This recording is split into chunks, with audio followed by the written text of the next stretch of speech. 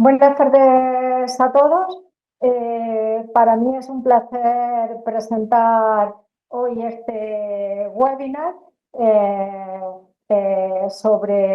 vamos a hablar de diferentes aspectos del libro Trombosis en la mujer, una visión integral y práctica. Este webinar ha sido apoyado por la Sociedad Española de Trombosis y Hemostasia, y a la que le doy las gracias por su apoyo en toda la edición del libro, al igual que en concreto a su presidente, el doctor Reverté. Y bueno, pues también me gustaría mencionar a Leo, ¿no?, que también ha sido colaborador de este webinar, así como a Aaron. Bueno, y ya entrando, nada, brevemente comentar que levemente indicar que el índice del libro, en el índice se han intentado exponer diferentes partes dentro de lo que es la trombosis en la mujer, desde la fisiopatología, pasando por el tromboembolismo y anticoagulación, donde se han debatido las indicaciones, contraindicaciones de los diferentes anticoagulantes, la situación de gestación, así como el tratamiento y el diagnóstico de la enfermedad tromboembólica.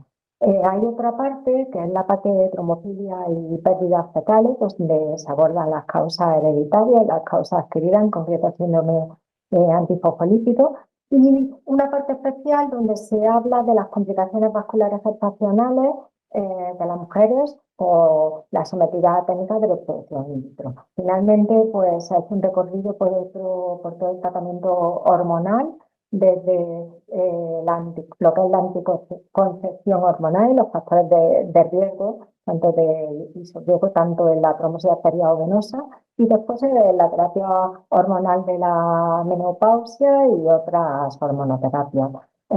Comentar que, bueno, que como veis son todos ponentes muy expertos en el tema. Creo que si no lo habéis hecho, disfrutaré leyendo de los diferentes capítulos. Y bueno, me gustaría animar mucho a los que me están escuchando, ¿no?, a los participantes, para que al final va a haber un turno de debate en el que podéis exponer vuestras preguntas. Hay un formulario en el que podéis enviárnoslas. Todas ellas se resolverán al final y ya, bueno, pues pasar a lo que es la webinar, que la hemos estructurado por una parte que corresponde a la primera bloque del libro, ¿no?, tromboembolismo y anticoagulación, pues la doctora Casi, del Hospital del Clínic de Barcelona, de la sección de hemostasia, pues que nos va a hablar de cuándo, cuál y cuánto. Cuánto, las tres C del tratamiento anticoagulante, gestación y trombosis.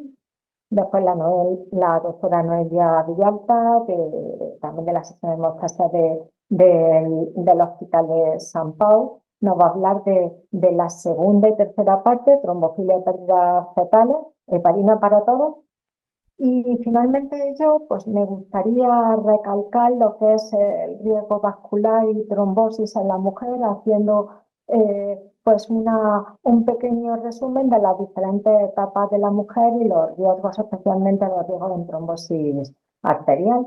Y la pregunta es, ¿podemos hacer más? Bueno, pues ya sin más, esperando que aprendáis y disfrutéis del seminario, pues doy paso a la doctora Tasis.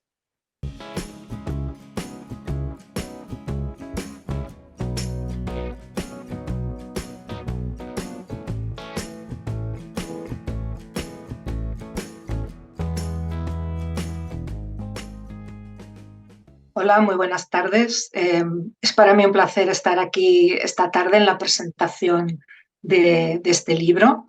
Y en los próximos minutos voy a comentar aspectos relacionados con el bloque de tromboembolismo y anticoagulación. En concreto, temas de la profilaxis de la enfermedad tromboembólica venosa en la embarazada, cómo se aborda el diagnóstico y el tratamiento en estas pacientes, cómo se manejan las gestantes con prótesis valvulares y también cómo se maneja el parto en la mujer anticoagulada. Bueno, la enfermedad tromboembólica en la gestación es una causa importante de mortalidad, incluso en los países desarrollados, y se calcula que el riesgo de trombosis en el embarazo es 5 veces comparado con el riesgo fuera del embarazo, y que, como ven en esta tabla, ya empieza en el primer trimestre, va aumentando a lo largo de los 3 trimestres, pero es máximo en el periodo posparto, especialmente en las primeras 6 semanas. Los factores de riesgo de trombosis que tenemos durante la gestación son variados. En esta tabla se recogen los principales y los podemos clasificar como factores preexistentes, factores asociados a la propia gestación o factores transitorios. Y se muestra también cada uno con las odds ratio calculadas para riesgo trombótico. Entonces, en base a esto, ¿cuándo debemos evaluar el riesgo trombótico en una mujer embarazada? Pues hay que hacerlo lo antes posible, idealmente de manera preconcepcional, pero si esto no es posible, pues en las primeras semanas de gestación. También hay que reevaluar periódicamente si aparecen intercurrencias a lo largo de la gestación y, importante también, una nueva reevaluación tras el momento del parto. Hay dos situaciones. Como han visto, el riesgo de trombosis previa es uno de los factores de riesgo que más peso tienen en de trombosis en un nuevo embarazo, y por lo tanto las mujeres que tienen este antecedente de trombosis, que no están recibiendo anticoagulación de manera habitual, deben recibir profilaxis antitrombótica durante la gestación. Si la trombosis fue no provocada o relacionada con estrógenos, es decir, anticonceptivos hormonales o un embarazo previo, o ha sido una trombosis recurrente, la profilaxis se iniciará ya desde el primer trimestre y se mantendrá hasta al menos 6 semanas posparto. Sin embargo, si la trombosis se asoció en su tiempo a un factor desencadenante mayor, que fue transitorio, que no está en el momento actual presente, y no hay absolutamente ningún otro factor de riesgo de trombosis, se podría realizar profilaxis únicamente en el periodo posparto. Otro punto importante en la mujer gestante asintomática son aquellas que son portadores de trombofilias, porque esto evidentemente, trombofilias genéticas, esto evidentemente supone un incremento del riesgo de trombosis.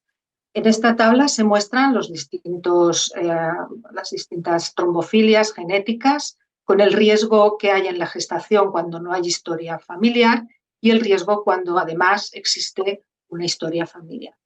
Clásicamente las trombofilias genéticas se dividen en de alto riesgo, que serían, por ejemplo, los déficits de anticoagulantes naturales, el déficit de antitrombina, proteína C y proteína S, y las mutaciones homocigotas para factor 5 Leiden y mutación de la protrombina, o bien las dobles heterocigotas. Pues bien, en base a esto, las guías hacen sus recomendaciones. No son totalmente homogéneas, pero sí que se basan en todas ellas en si hay historia familiar o no, que es un factor de riesgo que importa, y también en el tipo, en esta clasificación de la trombofilia, como de alto riesgo o de bajo riesgo, ¿no? Entonces, de esto dependerá si haremos profilaxis solamente en el posparto o también antenatal. En general, las guías coinciden en que si hay historia familiar positiva y una trombofilia de alto riesgo, es necesario realizar profilaxis anteparto y posparto. También es, aunque no haya historia familiar, en trombofilias de alto riesgo, y luego donde hay más dudas o hay que valorar otros factores de riesgo serían aquellas trombofilias de bajo riesgo sin historia familiar. Si decidimos realizar profilaxis anteparto, debe reiniciarse precozmente desde el primer trimestre y se deberá continuar al menos hasta 6 semanas posparto. ¿Y qué anticoagulante debemos usar en el embarazo? Bueno, pues las heparinas de bajo peso molecular son el fármaco de elección en el embarazo por su perfil de seguridad y también una farmacocinética más predecible que la heparina no fraccionada, menos riesgo de trombopenia por heparina, de osteoporosis, etc. Y además no atraviesan la placenta, las heparinas, pasan a la leche materna en pequeñísimas cantidades, con nula biodisponibilidad por esta vía, y por lo tanto se consideran seguras tanto en el embarazo como en la lactancia. Los antivitamina K sí atraviesan la placenta, ya saben que conllevan un riesgo de embriopatía, especialmente en el primer trimestre, y se consideran seguros en la lactancia porque pasan en cantidades minúsculas, clínicamente no relevantes, a la leche materna. Actualmente los anticoagulantes directos, bueno, sabemos que atraviesan la placenta y pasan a la leche materna y no estarían recomendados en la gestación. Y otros anticoagulantes alternativos, pues se desconoce mucho más su comportamiento en el embarazo. Fondaparinux, que sería la alternativa cuando tuviese una trombocitopenia inducida por heparina en el embarazo, bueno, sabemos que atraviesa placenta, no sabemos muy bien cómo se comporta en leche materna y las guías lo refieren como de un uso restringido a estas situaciones tan concretas y especiales. ¿Y a qué dosis debemos darlos? Bueno, pues las dosis profilácticas de heparina son las dosis estándar profilácticas, pero también las guías en determinadas circunstancias con determinados factores de riesgo sugieren utilizar dosis intermedias o incluso dosis terapéuticas. Generalmente se dan cada 24 horas. Respecto a las dosis de tratamiento, pues son las dosis terapéuticas estándar que pueden darse cada 12 horas o cada 24 horas y las guías admiten tanto una posología como la otra como correctas para su uso en el embarazo. A pesar de que las heparinas bajo peso molecular pues son las de elección, sí que hay que valorar el utilizar una heparina no fraccionada en casos muy concretos. Casos, por ejemplo, de alto riesgo hemorrágico de la mujer, en el que nos interese poder revertir rápidamente la anticoagulación, o en aquellas circunstancias relacionadas cercanas al parto en que nos interese que la ventana terapéutica que vamos a abrir para el parto sea lo más pequeña, lo más estrecha posible. Por supuesto, valorar en el caso de insuficiencia renal.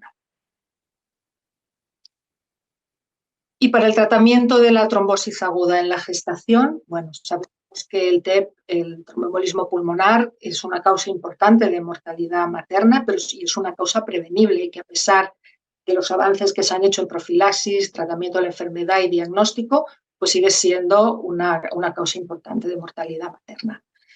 Tiene la circunstancia de que el diagnóstico en la gestación es dificultoso. ¿Por qué? Porque se superpone sintomatología de la trombosis venosa o del tromboembolismo pulmonar con la propia con algunas de las manifestaciones fisiológicas de la gestación, como taquicardia, disnea, un cierto grado de edema en extremidades inferiores, y por lo tanto esto puede llevar al retraso de diagnóstico y es importante tenerlo en cuenta cuando viene una mujer embarazada con estos síntomas. Las guías recomiendan realizar pruebas objetivas para el diagnóstico de trombosis, de tromboembolismo en la gestante. Para la trombosis de extremidades inferiores, la técnica de elección sería la ecografía. Y para el diagnóstico de tromboembolismo pulmonar se recomienda tanto el angiotac de arterias pulmonares como la gamografía pulmonar de perfusión. Ambas son eficaces para descartar el tromboembolismo pulmonar y son seguras para la madre y el feto. En esta tabla les he puesto las dosis de radiación atribuidas a cada una de las técnicas. La gamografía es un poco más tóxica para el feto que para la madre y el angiotac al revés, supone más radiación materna, especialmente de tejido mamario, pero en todo caso las dosis que se reciben son muy inferiores a las dosis que serían dañinas. La radiografía de tórax también se incluye para el diagnóstico del tromboembolismo pulmonar en la gestante, especialmente para hacer el diagnóstico diferencial con otras patologías, por ejemplo, una neumonía que puede dar sintomatología similar al tromboembolismo pulmonar.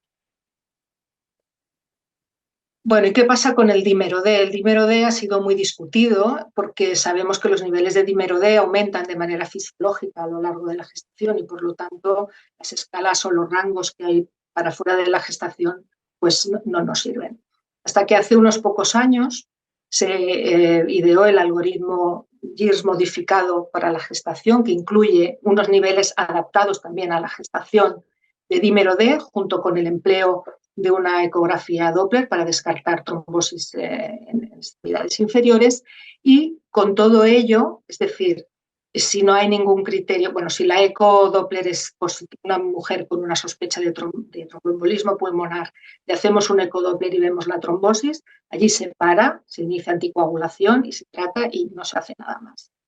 Si no es así y la paciente no tiene ninguno de los criterios y el dímero D es inferior a 1000, se puede descartar que tenga un TEP. Y si tiene algún criterio pero el dímero D es inferior a 500, también se puede descartar. Y siguiendo este algoritmo se ha demostrado que se puede descartar con seguridad hasta un 40% de pacientes con tromboembolismo pulmonar, ya digo, con seguridad, ya que bueno, pues no se ha visto que haya falsos positivos, ¿no? Las guías recomiendan utilizar algoritmos de este tipo para el diagnóstico del tromboembolismo pulmonar en la gestante. ¿Y qué podemos decir respecto al tratamiento? Bueno, el tratamiento, la heparina se debe iniciar precozmente ante una sospecha clínica alta, antes de tener el diagnóstico de confirmación. Primero pone la heparina si sospechas que realmente puede tener un TEP y luego ya veremos si se confirma perfecto y si no, pues se la quitamos y no pasa nada, ¿no? La heparina, como he comentado antes, se puede usar tanto en posología de 2 veces al día o una sola dosis. A veces se sugiere que cuando está próximo el parto se puede pasar a dosis cada 12 horas para facilitar algo el manejo y en alguna otra circunstancia que comentaremos más adelante.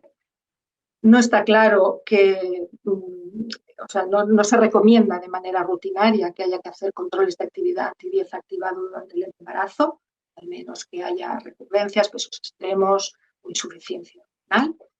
Y la duración del tratamiento anticoagulante en el embarazo debe ser de al menos 3 meses, algunas guías dicen entre 3 y 6 meses, y debe incluir sí o sí las primeras 6 semanas tras el parto.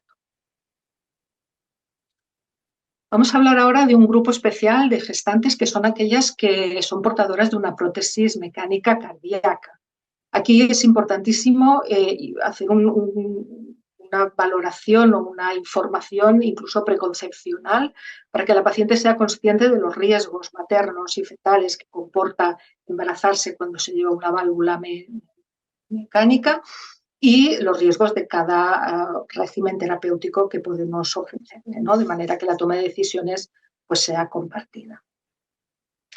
En esta tabla se muestran los riesgos maternos y fetales de los diferentes tratamientos. Existe un riesgo de tromboembolismo mayor con las heparinas que con los antivitaminas K. En ambos tratamientos existe riesgo de pérdida fetal y, como sabemos, con los antivitaminas K pues hay un riesgo de embriopatía o de fetopatía. Además, hay que considerar también otros factores de riesgo relacionados puramente con el tipo de válvula, la posición de la válvula, etcétera, y factores clínicos cardiológicos que pueda tener añadidos esta paciente. ¿Y cómo manejamos la anticoagulación en estas pacientes? Bueno, pues la recomendación es continuar con el antivitamina K hasta que el test de embarazo sea positivo. Y a partir de ahí tenemos 2 opciones, ¿no? Una sería pasar a heparinas de bajo peso molecular en el primer trimestre, que es el de más riesgo de fetopatía de los antivitamina K, y en ese caso habría que hacerlo antes de la semana 6 de embarazo, ¿no? Entonces, otra opción basada en estudios experimentales es que si la dosis de antivitamina K que necesitamos para mantener un INR en rango terapéutico es baja, y baja se considera dosis de acenocumarol inferior a 2 miligramos al día o de warfarina inferior a 5 miligramos al día, se podría mantener el antivitamina K realizando controles semanales o como mucho cada 15 días durante todo el embarazo, ¿no? Si optamos si la dosis de antivitaminas K es mayor de estas que les comento, pues habría que pasar sí o sí a heparina de bajo peso molecular. Aquí sí se recomienda posología cada 12 horas y ir ajustando la dosis según niveles de anti-10 activado, ¿no? Y durante el segundo o tercer trimestre se podría volver a los antivitamina K. En estas mujeres que son de alto riesgo trombótico, habría que programar el parto o la cesárea y en este caso pasar a heparina no fraccionada para hacer un manejo más estrecho de esta situación y recordar que si la mujer está con antivitaminas K y se pone de parto y no se puede hacer nada, pues estaría contraindicado el parto vaginal porque el bebé estaría anticoagulado y podría tener alto riesgo de hemorragia, especialmente hemorragia cerebral. En las mujeres en general, no las portadoras de válvulas, sino mujer anticoagulada, gestante, el abordaje desde luego tiene que ser multidisciplinar. Es muy importante que la paciente sepa que si está con heparina, tanto profiláctica como terapéutica, y hay indicios de que el parto se va a iniciar, que deje de pincharse la heparina ese día. El parto vaginal, en estas pacientes versus parto por cesárea, el parto vaginal tiene menos riesgo de sangrado quirúrgico y sería la primera opción en estas pacientes. Respecto al parto programado, bueno, pues sabemos que tiene menos riesgo de complicaciones hemorrágicas versus un parto espontáneo y habría que valorarlo individualmente en cada mujer, pero especialmente es recomendado programar el parto en mujeres de alto riesgo, como podrían ser aquellas que han hecho un episodio tromboembólico agudo hacia el final del embarazo, o sea, reciente, o aquellas, como hemos comentado, que llevan prótesis valvulares cardíacas. ¿Cómo se maneja la anticoagulación periparto? Bueno, pues hay que suspender el anticoagulante con la suficiente antelación. ¿Y cuál es la suficiente antelación? Pues para la heparina no fraccionada se considera 4 o 6 horas, para la heparina de bajo peso profiláctica 12 horas y para la heparina de bajo peso terapéutica o a dosis intermedia 24 horas. ¿Y cuándo deberemos reiniciar la anticoagulación? Bueno, pues va a depender de que esté la hemostasia asegurada después del parto. Y esto va a depender del tipo de parto, de cómo ha ido, de si ha sangrado, de si sigue sangrando. En general, las heparinas se pueden empezar entre 4 y 6 horas. Si el parto ha sido por cesárea, a veces se recomienda esperar hasta las 12 horas, pero ya digo, en este hay que individualizar. ¿Vale? Y ya está. Entonces, si hace falta pasar antivitamina K, pues ya sabemos, hay que esperar unos días. Y hay la posibilidad de, si la paciente va con dosis anticoagulantes de heparinas, pues escalar, ¿no? Empezar en las primeras 24 horas, 12-24 horas con dosis profiláctica y luego ir viendo si no sangra y pasar a dosis terapéutica. Otro tema que hay que tener cuidado es cuando queremos hacer una anestesia neuraxial a estas pacientes. Hay que decir que en realidad el riesgo de complicaciones hemorrágicas, de hematoma epidural en la gestante que lleva anticoagulación, es realmente muy, muy bajo. Es importante y siempre hay que respetar los tiempos que están establecidos de suspensión del anticoagulante para que esto sea así, ¿no?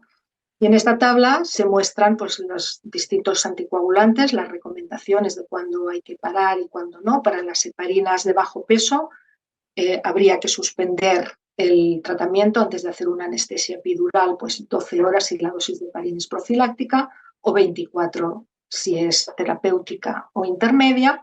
Y para reiniciar el tratamiento habría que esperar como mínimo 4 horas después de la retirada del catéter epidural. Bueno, ya finalizo, creo que esta es la última diapositiva. 2 palabras sobre el parto urgente. Esto es una situación que es rara, es poco frecuente, pero puede suceder, un parto urgente en una gestante anticoagulada. Aquí hay que evaluar muy bien los riesgos, el riesgo por una parte de hemorragia materna, el riesgo para el feto de no realizar esta maniobra obstétrica urgente y también el riesgo potencialmente tromboembólico si vamos a revertir esta anticoagulación. Si la paciente está con antivitaminas K y decidimos que hay que revertir el anticoagulante, bueno, primero determinaremos el INR, ¿no? Y si es un INR alto o está excesivamente creemos que el riesgo de sangrado va a ser muy alto, pues tenemos la opción de concentrado complejo protrombínico y vitamina K, como saben, con un efecto, con un tiempo de acción pues más lento, ¿no? La reversión de heparina no fraccionada, bueno, puede ser con sulfato de protamina, pero sabemos que por su vida media, al suspender la infusión, pues en poco tiempo, en pocas horas, vamos a tener una anticoagulación aceptable. Y la reversión de las heparinas de bajo peso con sulfato de protamina es muy discutida, es irregular, ya saben que todas se revierten de la misma manera y no está exenta de algunos riesgos. Por lo tanto, las guías recomiendan hacerlo únicamente cuando esté muy claro que no hay otra opción y que es necesario revertir estas heparinas. Bueno, y con esto finalizo. Muchas gracias.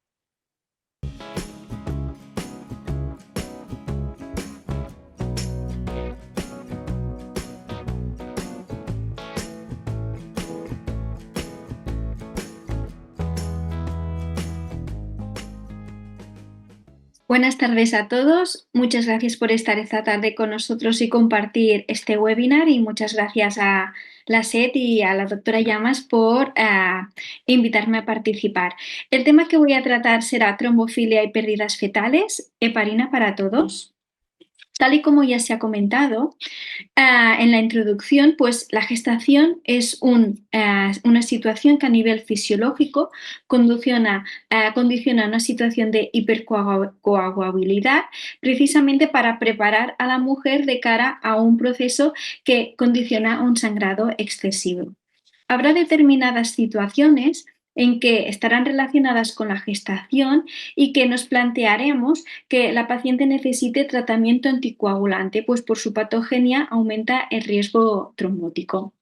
Concretamente, durante esta ponencia nos vamos a centrar en 3 escenarios: el síndrome antifosfolipídico, la pérdida gestacional recurrente, las complicaciones vasculares y la fecundación in vitro. De hecho, cuando nos planteamos si anticoagular o no a una paciente embarazada, primero hay que evaluar el riesgo trombótico durante la gestación y durante el puerperio. ¿Y qué nos recomiendan las guías? Pues evaluar factores de riesgo preexistentes, tal y como se ha comentado, la existencia de trombofilia, de otras trombosis, factores de riesgo asociados al embarazo o factores de riesgo transitorios durante el momento en que la paciente está embarazada. A pesar de que hay factores de riesgo definidos, hay algunos scores, son pocos y de hecho tienen una validez limitada. Y tal y como ya ha comentado la doctora Tasies, pues hay algunos factores en los que nos tendremos que centrar, principalmente si hay factores de riesgo cardiovascular o no, si ha tenido eventos trombóticos previos o no, el número y las circunstancias, y los últimos, más relacionados con la entidad que veremos ahora, que es el síndrome antifosfolipídico, pues se relacionarán con la presencia de enfermedades autoinmunes, otras manifestaciones como la trombocitopenia o el perfil serológico. Pues bueno, ya entrando en materia, el síndrome antifosfolipídico, como bien sabéis, el síndrome antifosfolipídico se debe a la presencia de unos anticuerpos que van contra unas apolipoproteínas, concretamente la beta-2-glicoproteína 1. Las células endoteliales de los trofoblastos y de las deciduas son ricas en esta glicoproteína y por lo tanto son un tejido muy susceptible a que cuando hay la presencia de estos anticuerpos pues haya manifestaciones trombóticas. ¿Esto qué implica? Pues tras la exposición a los anticuerpos, si hay otro segundo hit que se llama, que predispone a la trombosis, pues puede condicionar retraso en el crecimiento fetal o insuficiencia placentaria, todo esto ambientado en un estado tromboinflamatorio. Como ya sabéis, el año pasado se publicaron las guías de diagnóstico de síndrome antifosfolipídico en consenso con las guías americanas y las guías europeas. El objetivo era definir y especificar a la hora del diagnóstico los criterios clínicos, pues para ser más específicos. En lo que nos atañe ahora, que es el síndrome antifosfolipídico y concretamente en los criterios obstétricos, se definieron 5 criterios clínicos junto con los criterios clásicos de laboratorio, que es el anticoagulante lúpico y los anticuerpos antifosfolipídicos, anti-beta 2 y anticardiolipina. que definirían, junto los criterios clínicos y los de laboratorio, definirían el perfil de riesgo de la paciente y viene dado por el tipo y título de anticuerpo, si existen una o más positividades y su persistencia en el tiempo. Una vez tenemos ya a la paciente definida según el riesgo de trombótico, lo que tenemos que hacer es, a nivel preconcepcional, siempre que se pueda, pues primero hay algunas que ya estarán diagnosticadas de síndrome antifosfolipídico, pero en otras habrá que confirmar la presencia de estos anticuerpos y determinar que no haya otros criterios de complicación, como sería la anemia, la trombopenia y estimar la función renal. Entonces, una vez hemos hecho esto, tenemos tres situaciones. Podemos tener la paciente que ya ha estado diagnosticada de un síndrome antifosfolipídico obstétrico. En este sentido, las guías que recomiendan, pues la administración de aspirina a dosis bajas junto con heparina profiláctica durante todo el embarazo y durante todo el puerperio. La segunda situación es la paciente con síndrome antifosfolipídico y que ya está recibiendo tratamiento anticoagulante. Como ha dicho la doctora Tasis, pues habrá que suspender los antivitaminas K antes de la semana 6 de gestación para evitar los efectos teratogénicos y sustituirlos por heparina, esta vez a dosis terapéuticas, junto con aspirina a dosis profilácticas. Una vez finalizado el parto, pues intentar restablecer el tratamiento con antivitaminas K lo antes que se pueda. Y luego existe el último grupo, que es el grupo de pacientes asintomáticas portadoras de anticuerpos antifosfolipídicos. Aquí las guías, tanto las americanas como las europeas, lo enfocan distinto. Las americanas recomiendan aspirina a dosis bajas para todas, en cambio las europeas solo aquellas pacientes con un perfil de riesgo alto. Pero ¿qué puede pasar? Hay pacientes que, a pesar de recibir el tratamiento con aspirina y con heparina, hay un fallo. Entonces, hay alternativas como la hidroxicloroquina o, en el caso de insuficiencia placentaria, la administración de prednisona o pravastatina, que podrían funcionar en estos casos. Y finalmente, no hay que olvidar pues, que cada vez es más frecuente que las mujeres se sometan a técnicas de reproducción asistida. En este caso, nos encontraremos con los mismos tres escenarios que hemos planteado antes. En el caso de la paciente ya diagnosticada de SAF, el abordaje sería el mismo y obviamente no recomendar que tenga una gestación si ha tenido una trombosis reciente. En el caso de las pacientes asintomáticas y portadoras de títulos moderados o altos o de un perfil de alto riesgo, se recomendaría aspirina a dosis bajas y heparina profiláctica. Y en los pacientes ya diagnosticada con síndrome antifosfolipídico obstétrico se recomienda aspirina a dosis bajas, pero la heparina se recomienda individualizar la dosis según el perfil de riesgo trombótico de cada uno. La segunda escenario que vamos a hablar son las pérdidas gestacionales recurrentes, es decir, los abortos. De hecho, el aborto pasa y pasa más de lo que nos podemos esperar. De hecho, aparece en más del 15% de todas las gestaciones. Es más frecuente que aparezca durante el primer trimestre y suele deberse, fijaos, a anomalías cromosómicas y está en relación directa con la edad y número previo de pérdidas gestacionales. Esta tabla lo resume muy bien, que es la probabilidad de tener un recién nacido vivo. Fijaos que según el número de abortos previos y la edad de la paciente, el riesgo disminuye de que tengas un hijo vivo. Uno de estos problemas es que a veces no pasa un solo aborto, sino que hay abortos recurrentes. En estas pacientes con abortos recurrentes debemos estudiarlas. Pues primero, lo que es más complicado es no hay un consenso en la definición de aborto recurrente. Algunos guías lo definen cuando la paciente ha tenido 3 o más abortos de primer trimestre, ya sean consecutivos o no, y otras guías ya entrarían dentro de esta clasificación aquellas pacientes con 2 abortos, pero que hay una sospecha alta de una patología subyacente. De todas formas, cuando el aborto aparece durante las primeras semanas, antes de las 10 primeras, suele deberse a anomalías cromosómicas. A partir de las 24 semanas de gestación suele deberse a factores maternales como las complicaciones vasculares que hablaremos después, pero bueno, luego hay un cajón desastre de anomalías uterinas, trastornos inmunes, hormonales, que podrían justificar un aborto recurrente. Pero hay que tener en cuenta que solo diagnosticaremos el 50% de los casos. Entonces, ¿qué debemos pedir a estas pacientes? Los test que se recomiendan en las guías son la determinación de los antifosfolípidos, el estudio de la función tiroidea, pruebas de imagen para valorar la cavidad uterina y el flujo uterino, el estudio cromosómico en el caso que haya habido un aborto y sí que algunas parejas se beneficiarían de los estudios de cariotipos.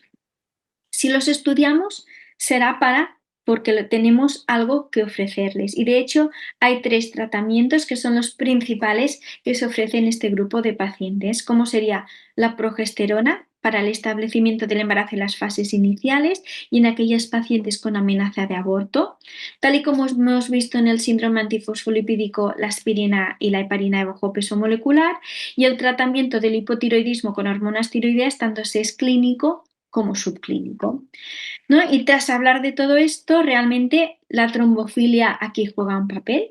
Ya, tal y como se ha comentado antes, conocemos que hay mutaciones que predisponen a la trombosis, unas de mayor riesgo y otras de menor riesgo, y de hecho, estas se asocian a una mayor actividad protrombótica. De todos modos, no se ha definido muy bien el mecanismo trombótico que podrían provocar estas mutaciones en el contexto de una gestación, pues como los abortos suelen aparecer durante el primer trimestre, es un momento en que la circulación fetoplacentaria aún no está plenamente constituida. Lo que recomiendan las guías es que ninguna recomienda el estudio sistemático de trombofilia en los pacientes con abortos de repetición de primer trimestre. Solo estaría indicado en el caso de que se pretenda evaluar el riesgo trombótico de la gestante y por lo tanto tampoco se indica el uso de heparina profiláctica en este grupo de pacientes. Por lo tanto, tal y como se titula el webinar, ¿hay que poner heparina para todas? Pues parece que no. Y de hecho, el estudio ALIVE que se publicó el año pasado nos aportó mucha más evidencia.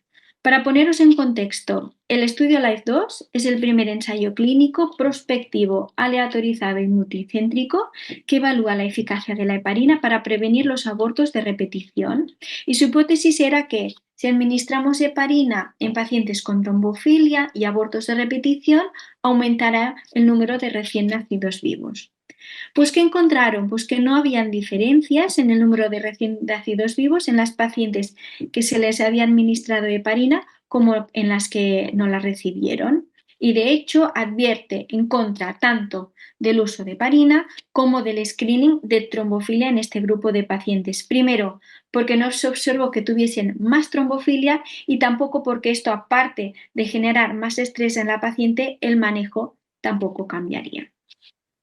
Y finalmente, la tercera parte, las complicaciones vasculares y en las técnicas de fecundación in vitro.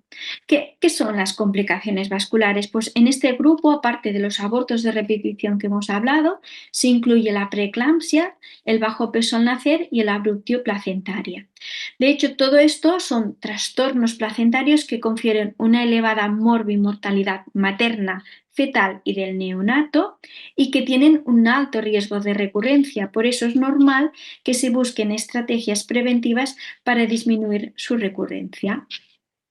Si nos focalizamos en la patofisiología de cada una, pues unas están más centradas en la inflamación, otras en el flujo, otras a nivel endotelial, otras una mezcla de todos, que al final lo que provocan es un componente de trombosis placentaria tanto a nivel micro como macrovascular.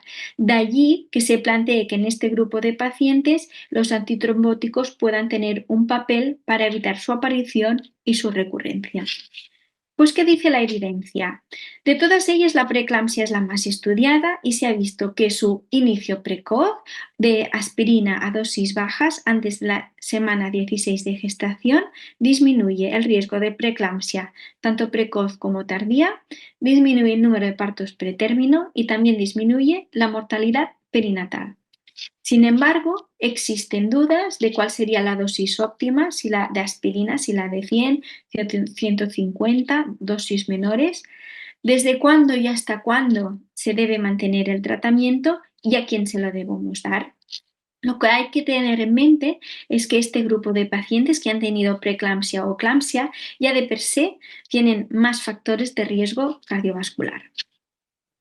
Por lo que respecta a la abruptio placenta y bajo el peso a nacer, no pasa como con la preeclampsia, no hay estrategias preventivas y a lo mejor de todos el arsenal terapéutico que tenemos, la heparina es la que tendría mejor perfil de seguridad.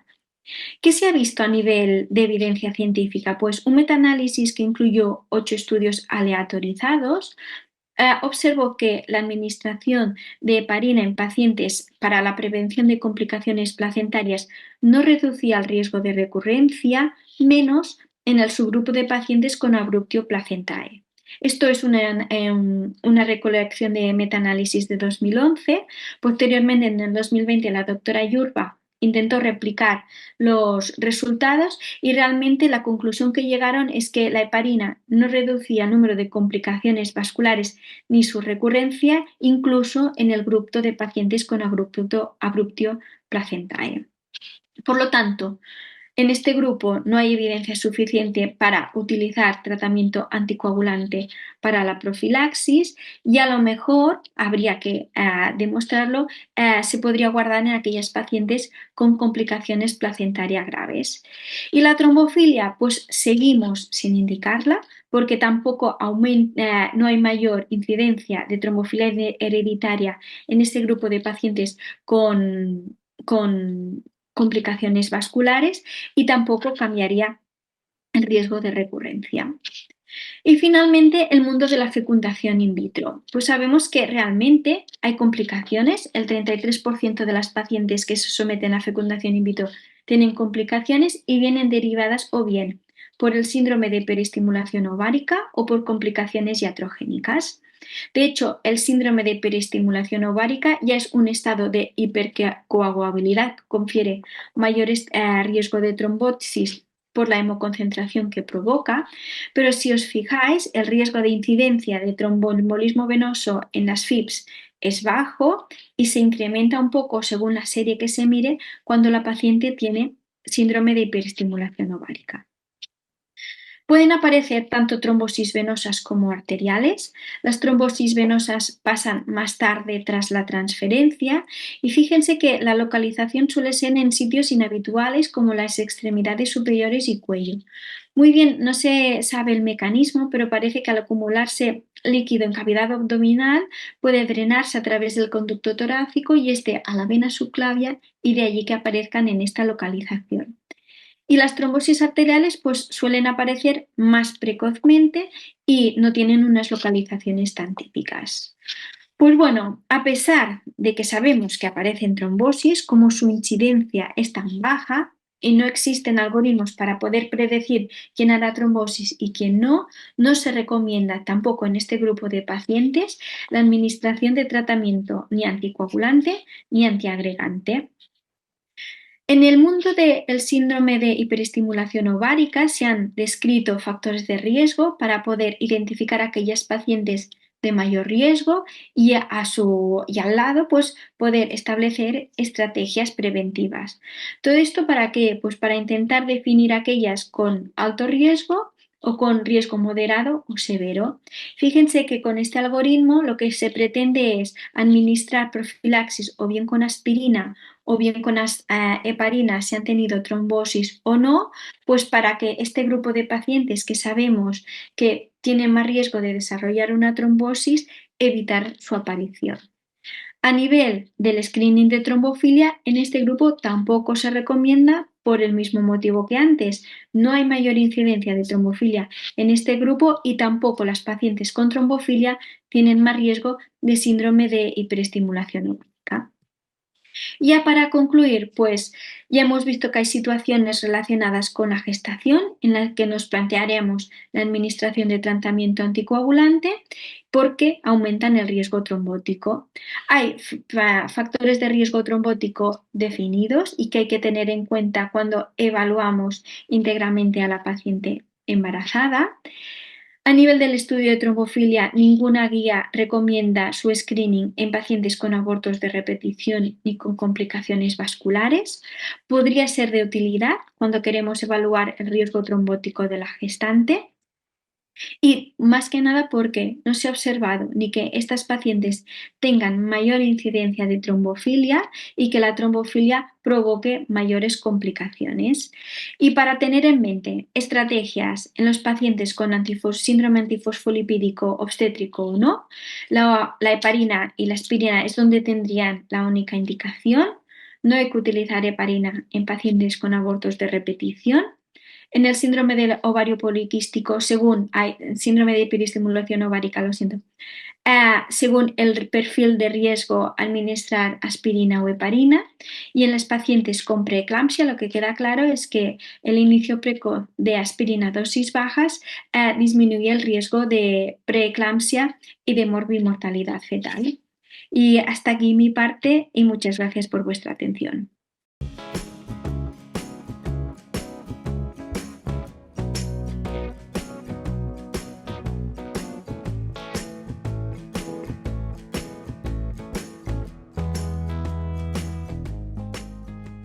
Buenas tardes, de nuevo. Quería dar las gracias a mis compañeras, la doctora Tasis y la doctora Villalta, porque han resumido perfectamente las secciones, los primeros dos bloques del libro. Después podemos debatirlos con algunas preguntas.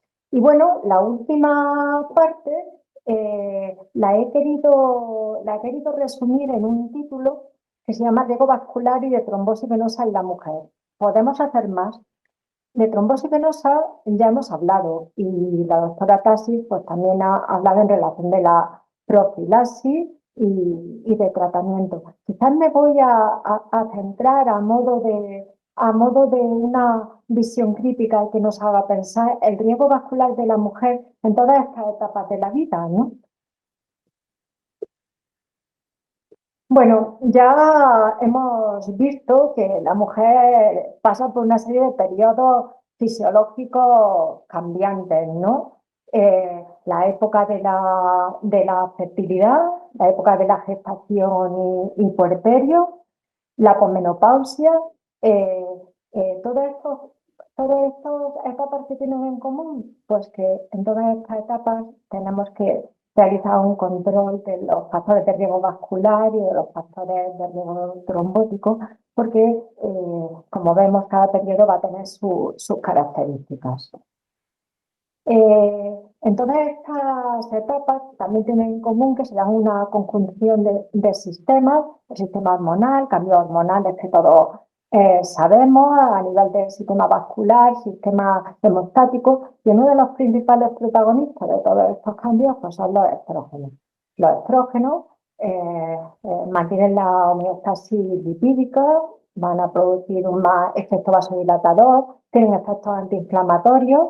Y bueno, si bien tienen un efecto de hipercoagulabilidad, pues en algunos casos pues también nos encontramos que están ahí, esta hipercoagulabilidad está contrarrestando el riesgo hemorrágico.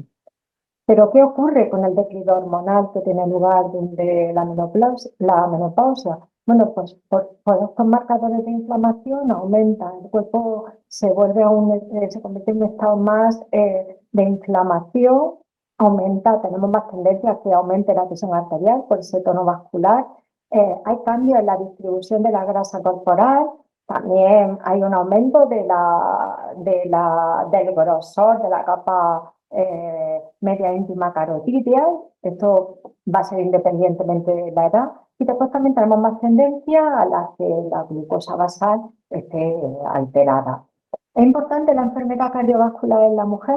Por supuesto. Un un 35% de las muertes en la mujer están causadas por una causa cardiovascular. ¿Y qué es lo peor de todo esto? Como refleja este artículo del Lancet, pues que la enfermedad cardiovascular en la mujer está infraestudiada, infrarreconocida, infradiagnosticada, infratratada y que además las mujeres estamos infrarrepresentados en todos los ensayos clínicos. ¿Por qué tienen mayor riesgo vascular la mujer? Además de lo que hemos comentado anteriormente, ¿no? De todos es conocido los factores de riesgo vascular. Ha sufrido un nuevo enfoque, ¿no? En el que, además de los factores de riesgo citados, existen factores de riesgo adicionales en la mujer, incluidos los factores de riesgo hormonal, y que algunos ya han citado las ponentes anteriores.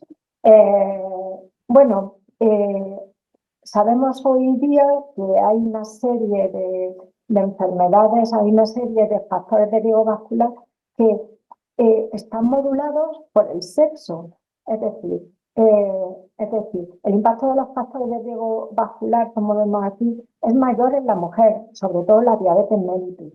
A pesar de similar riesgo atribuido al LDL, al final las complicaciones vasculares van a ser mayores en la mujer, si os fijáis en esta parte. Y después hay otras condiciones asociadas como la fibrilación auricular o las enfermedades autoinmunes que hacen que la enfermedad cardiovascular sea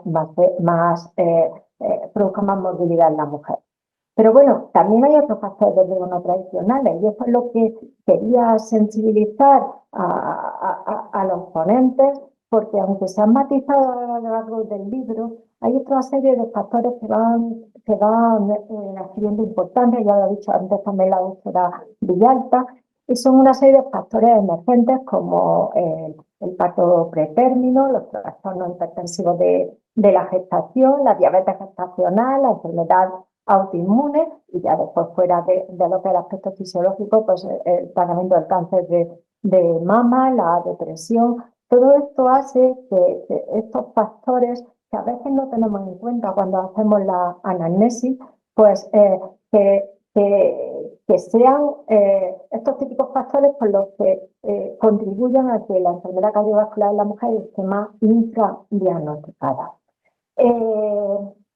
¿Cuáles son las diferencias del metabolismo de los lípidos en la mujer? Bueno, pues cambian a lo largo de toda su etapa fisiológica.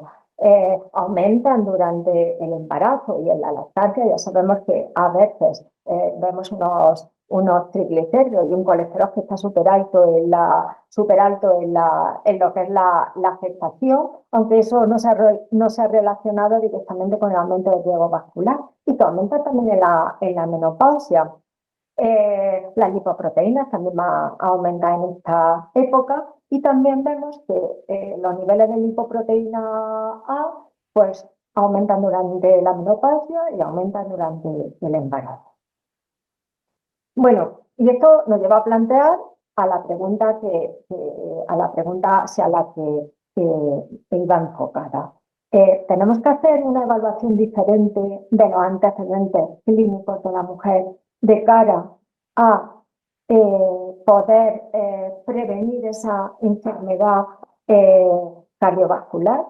Pues bueno, no hay que olvidar reseñar, y esto creo que es importante conocerlo y que lo podamos hacer, es que la edad de la menarquia, la edad de la menopausia, todo eso influye en el riesgo vascular, los antecedentes gineco-obstétricos, como la patología gestacional, los trastornos hipertensivos del embarazo, fijaros que los factores de riesgo cardiovascular emergentes pueden multiplicar por 7 el riesgo vascular de la mujer. No solo debemos tenerlo en cuenta durante la gestación, sino también pensar que estas mujeres a lo largo de su vida van a tener más riesgo de desarrollar una enfermedad cardiovascular. Y después el riesgo en sí que supone el riesgo de trombosis venosa, que supone la agitación y puerperio. Por tanto, hay que ver todos estos factores dentro de un enfoque multiperspectiva en donde tenemos los factores de riesgo tradicionales, donde tenemos los factores de riesgo relacionados con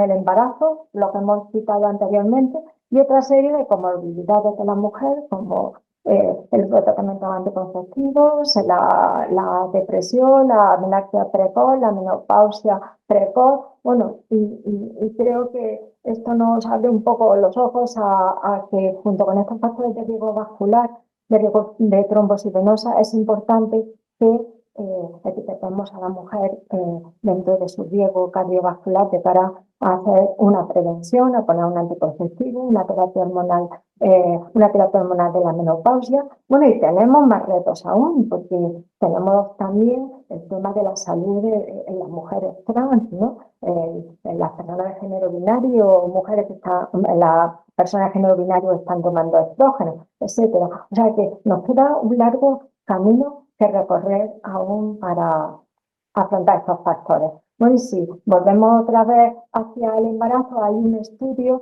que se llama Conception, que se publicó en 2022 por la European Society of Cardiology. Y bueno, aquí incluyen más de 2 millones de preingestas, de las cuales 11.000 tienen hipertensión gestacional y después 66.000 tienen una preeclampsia. ¿Y qué pasa? Que si miramos el hazard ratio, a la hora de relacionado con la hipertensión crónica, tenemos que en el caso de la hipertensión gestacional tiene un hazard ratio de 6, el riesgo de preeclampsia tiene un hazard ratio de 8 y esta es la gestante que no ha desarrollado ninguno de los dos.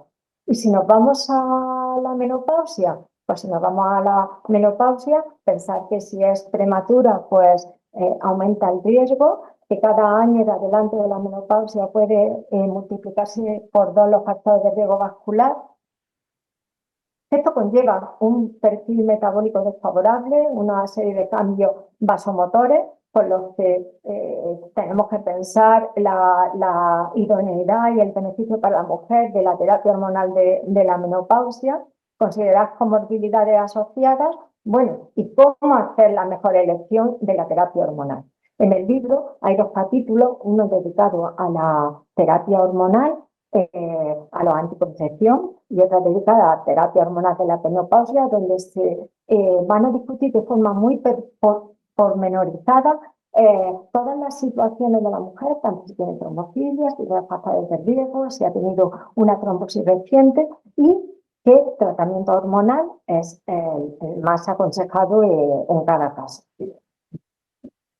Estos son los 2 capítulos que os comentaba, están escritos por 2 expertos en la materia, el doctor Javier Rodríguez Martorell y la doctora Isabel Ramírez Polo, y creo que en estos 2 capítulos podéis solucionar la mayoría de las dudas que podéis tener tanto con la anticoncepción hormonal como en la terapia hormonal de la menopausia. Bueno, y ya terminando, comentar que claro, siempre hablamos de la multidisciplinariedad, pero nos cuesta llevarla a cabo. Pero bueno, en este caso yo defiendo que la iniciativa, pues en nuestro caso somos hematólogos y la tenemos que llevar nosotros, ¿no? Y nos conviene pues conocer todo esto. Ese es un artículo buenísimo del European Journal Health, donde te habla de la salud cardiovascular después de la menopausia, en los trastornos de la gestación, en determinadas condiciones ginecológicas, y creo que da una serie de recomendaciones que estaría bien ponerlas en práctica activa durante nuestra consulta a nuestras gestantes y nuestras mujeres posmenopáusicas, pre y posmenopáusicas.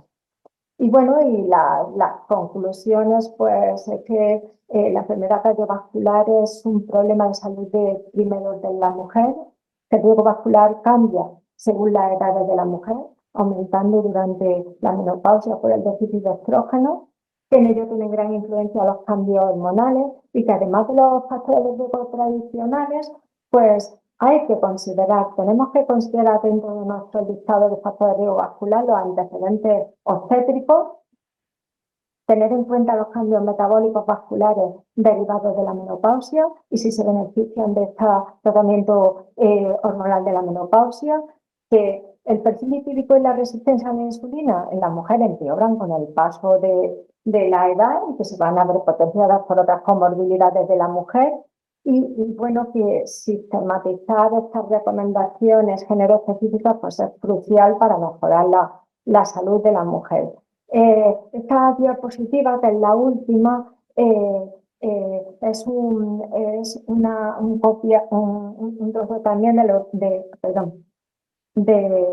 la europea, de la guía de prevención cardiovascular de la ES. Y fijaros que hay una parte que es condiciones sexo específicas, ¿no? Entonces, con un nivel de evidencia dorsal, pues te dicen que las mujeres con historia de preeclampsia, de hipertensión del embarazo, de diabetes, de ovario poliquístico, en las que han tenido bebés prematuros, pues que hay que hacer un clínico de un screening de hipertensión y que tenemos que trabajar en este gap de género que supone el control de los factores de riesgo vascular. Y muchísimas gracias a todos. Y ahora recordaros que existe un formulario para que emitáis preguntas y que la iremos contestando. Así que, pues animaros.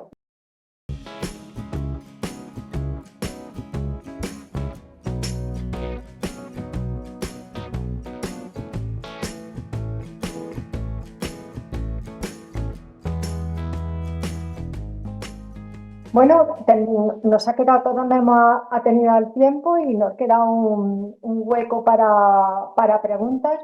Y bueno, pues ya nos han formulado dos, así que voy a leerlas. Ana Teresa Morales nos pregunta que en pacientes anticoaguladas por alguna patología trombótica, como una FA, por ejemplo, sin antecedentes personales de trombofilia ni trombosis previas, ¿sería posible el uso de terapia hormonal de la menopausia a dosis bajas? Diría que sí, por romper el fuego un poco, ¿no? De hecho, bueno, en mujeres incluso con algún antecedente se considera que mientras estén anticoaguladas pueden incluso recibir anticonceptivos hormonales combinados, ¿no? O sea, son seguros en el contexto de una mujer bien anticoagulada. Cuando pase la anticoagulación ya no, pero es decir, que en principio la paciente que nos plantea es una mujer que además está anticoagulada por una FA y por lo tanto yo pienso que no habría problema en, si tiene indicación para terapia hormonal sustitutiva, en ponérsela, ¿no? Con tranquilidad. Por el riesgo trombótico, digo, ¿eh? Yo aquí quizás matizaría el riesgo trombótico de la paciente que Chalbach tiene y después, a pesar de que en la trombosis venosa profunda, pues bueno, dependiendo de la situación, es factible poner en situación de anticoagulación una anticonceptiva hormonal. En este caso, en la terapia hormonal sustitutiva, pues creo que tendríamos la alternativa también de la terapia transdérmica, bueno, que se asocia, que se asocia a menos trombosis, ¿no? Creo que es una alternativa en este caso, ¿no? Pero entiendo que la doctora le quiere dar vía oral. Entiendo por la pregunta, ¿no? Bueno, pone terapia hormonal de la menopausia a dosis bajas. Entonces, yo he entendido que era más por la FA, tal, que era una siempre escoger la opción menos trombogénica, por supuesto. Sí. Bueno, y de hecho no os plantearíais, yo creo que la duda más por la paciente anticoagulada sería la que no lo está o está allí con muchos factores de riesgo y que te plantean la terapia hormonal sustitutiva en este periodo, ¿no? ¿No? Lo que decía de la anticoagulada ya la tenemos protegida en cierto modo, a la otra no. De cualquier forma, hay que ver también por qué se indica la terapia hormonal sustitutiva, ¿no? Aunque yo creo que la principal indicación es el control de los síntomas vasomotores, ¿no? Y de los trastornos vasculares, ¿no? Entonces, bueno, hemos pasado un decalaje en el que no aceptaba un artículo de peso en el que decía que no mejoraban los factores de riesgo vascular, pero después se volvió a hacer un análisis con más pacientes y bueno, lo que pueda ayudar a controlar también los factores de riesgo vascular es algo que está ahí en entredicho, ¿no? Entonces, bueno, pues también habría que ver la sintomatología que tiene la paciente, ¿no? Aunque probablemente también, al igual que pasa con los factores de riesgo vascular en la mujer, la terapia hormonal sustitutiva en la mujer posmenopáusica está infraestimada, ¿no? Mm. Hay otra pregunta también que dice, ¿tromboprofilaxis en mujer en periodo perimenopáusico en perioperatorio?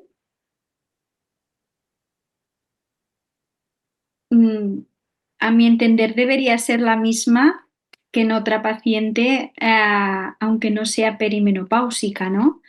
Sí que es verdad, ¿no? Que está de moda la palabra individualizar, pero no sé hasta qué punto individualizamos a la hora de evaluar a una paciente, pero si no hay otros factores de riesgo o no recibe otro tratamiento, debería ser la misma que en otro paciente.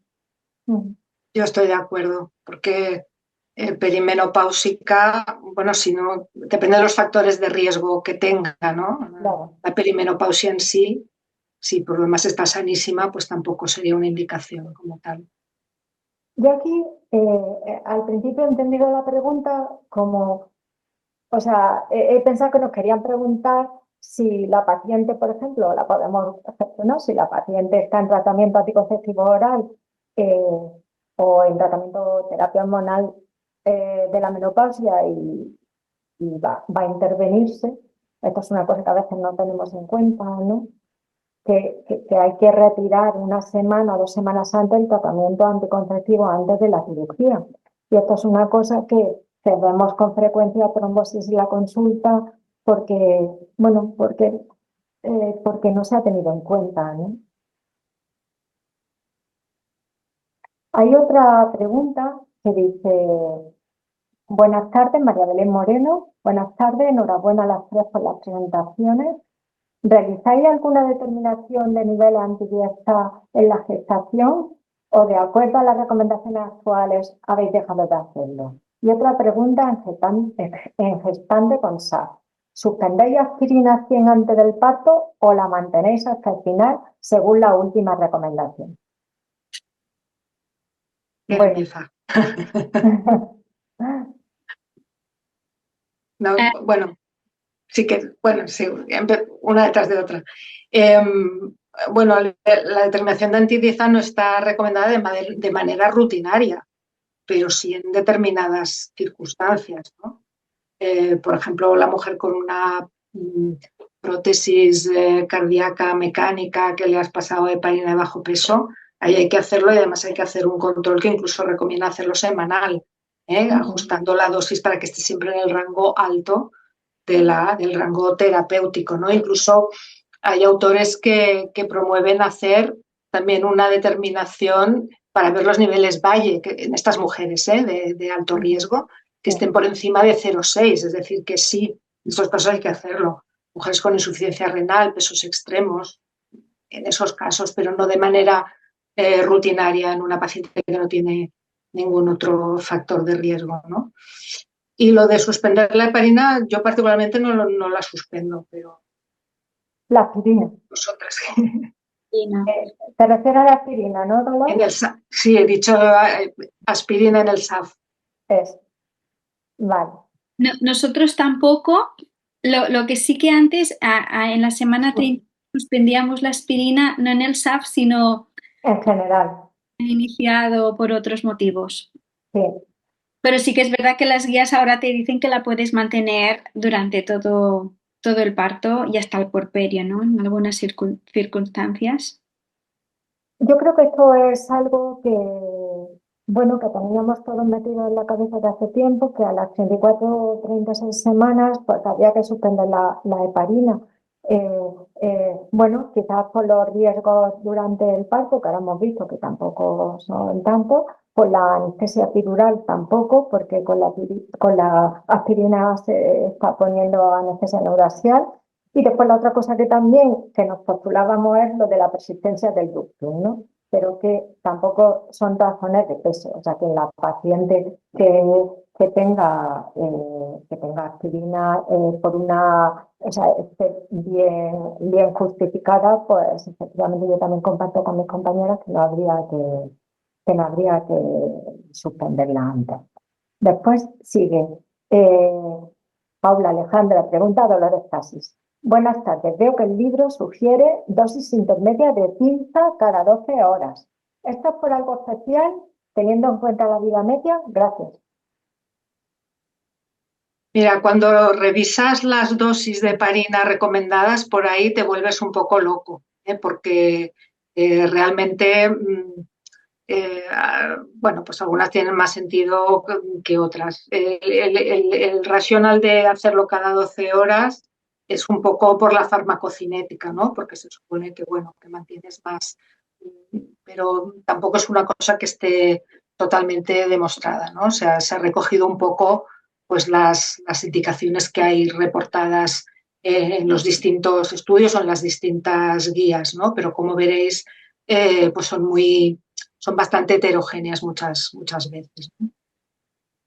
Yo creo que este punto lo debatimos, ¿verdad, Dolores? A la hora de esta tabla fue debatida y al final, bueno, pues al final pones lo que piensas que es más correcto, dada la experiencia y lo que también te apoya más la evidencia científica. Si bien está claro que no hay ningún consenso que nos diga claramente la dosis a utilizar, ¿no?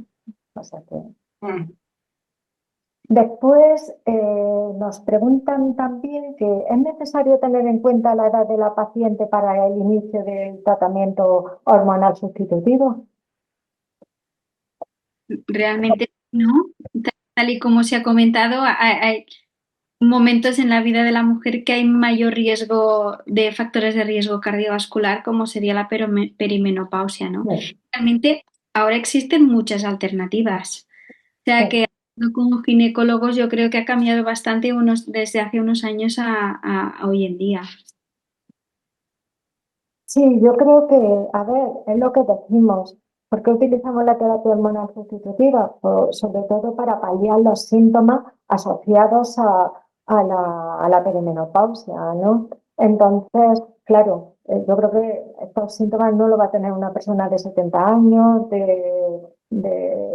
bueno, no voy a decir 65, que a lo mejor, pero bueno, yo creo que en este caso, como decía Noelia, lo importante y como hemos visto es todo ese desajuste hormonal a nivel sobre todo a nivel de estrógeno, a nivel vasomotor que hay en el periodo perimenopáusico, pues yo creo que si la sintomatología, si hay sintomatología de este tipo, surge alrededor de esta etapa y el descontrol de los factores pues va a surgir también en esta etapa. Entonces yo creo que se debe iniciar, yo creo que es así, no más de 5 años después de haber tenido la menopausia y después yo que se podría mantener hasta los 65, porque ya, quiero decir, es muy importante controlar los factores de riesgo vascular en esa etapa, ¿no? Después ya pues tiene menos impacto, ¿no? Mm. Hay otra pregunta, Marta, que dice, paciente con anticoagulación previa al embarazo por ECA, sin antecedentes de trombosis. ¿Debería continuar con anticoagulación en el embarazo a dosis terapéutica o profiláctica? No nos dice la edad, pero bueno, Bueno, si está embarazada, ¿no? sí, bueno, sí, menor de 45-50 tiene. Ah, habría que revisar porque lleva o sea, si tenía criterios para recibir anticoagulación, ¿no? Primero. Y realmente si antes tenía que recibir anticoagulación, yo creo que durante el embarazo ya, por el estado en sí de hipercoagulabilidad y que la paciente ya lo tenía previamente, yo creo que sí, cambiando a heparina, pero sí, ¿no? Dosis terapéuticas, ¿No? sí.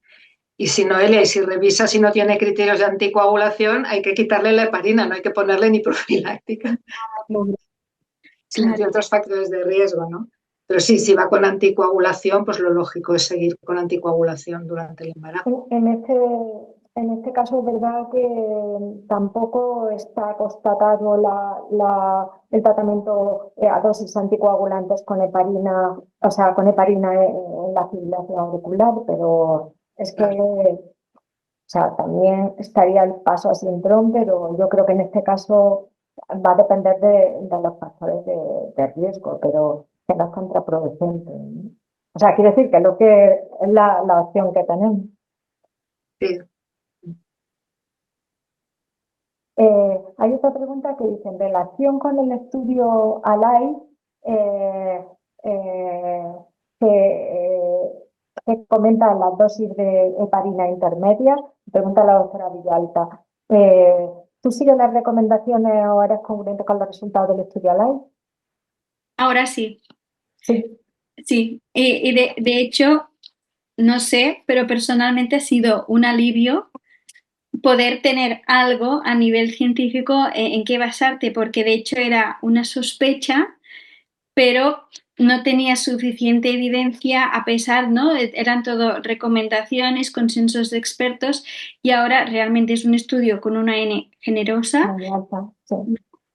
Se han incluido muchos aspectos a considerar y de hecho se ha incluido la trombofilia más frecuente. Y, Ujú. y claro, los resultados yo creo que ya se definen por sí mismos.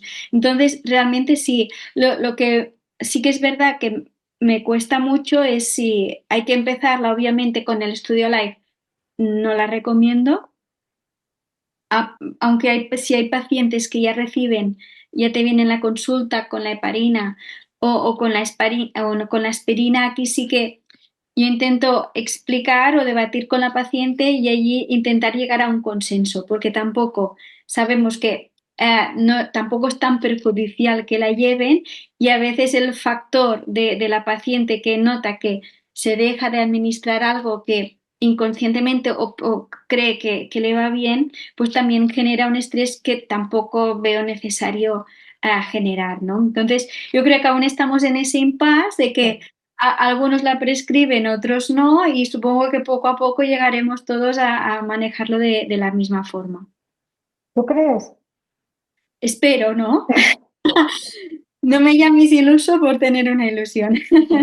Bueno, sí, yo creo que yo también espero que en algún momento todo esto se aclare, ¿no? Aunque lo veo complicado. O La verdad es, el libro va a ayudar mucho. sí, es complicado porque lo que dice Noelia, ¿no? Que te vienen ya con la heparina puesta Mm. y cómo las convences, ¿no? Siendo que es verdad que es un ensayo clínico aleatorizado desde la mayor evidencia científica que podemos tener en este campo, pero a la vez también es contradictorio con estudios observacionales y otras metaanálisis y cosas, es decir, que sí, desde luego el estudio de LIFE aporta mucha información, una buena calidad, para irnos dirigiendo poco a poco en ese sentido, ¿no? Pero yo creo que va a ser una transición poco a poco, Sí, ¿eh? sí. Porque, Hay que estar convencidos de lo y que se si se hace. puede generar mayor evidencia en los próximos años, pues muchísimo mejor. Exacto. Bueno, yo creo que el estudio ALAIS es uno de los estudios en gestantes que más impacto ha tenido en los últimos meses y bueno, cada uno tiene que sacar sus conclusiones, pero bueno, te da una cierta seguridad en algunas. Bueno, no hay más preguntas, así que yo creo que hemos terminado a la hora, ha habido un buen debate. Y nada, daros las gracias a Noelia y a Dolor por este foro. Dar las gracias también a la SED por el apoyo bueno, pues debatamos estos temas. Yo quería dar las gracias también a Grafital que nos ha apoyado en toda la puesta en escena de forma magistral, bueno, y a todos los ponentes, a todos los participantes, espero que hayáis aprendido y bueno, si hay alguna cosa más que discutir, por supuesto, tengáis una guía ya en vuestras manos. Bueno, pues muchas gracias a todos.